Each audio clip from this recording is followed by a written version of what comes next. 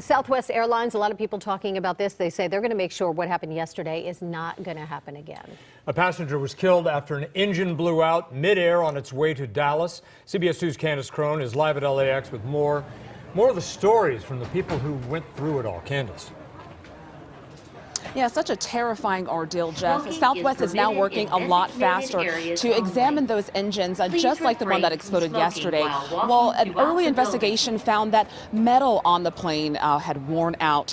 One of the pilots made a call to air traffic control that no pilot wants to make.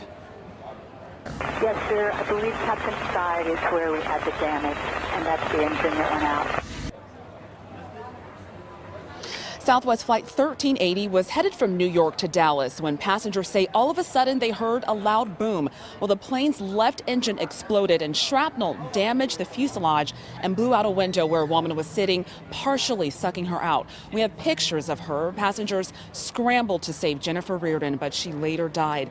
The mother of two was a bank executive from New Mexico. The plane ended up making an emergency landing in Philadelphia, but not before it lost cabin pressure and oxygen masks dropped from the ceiling.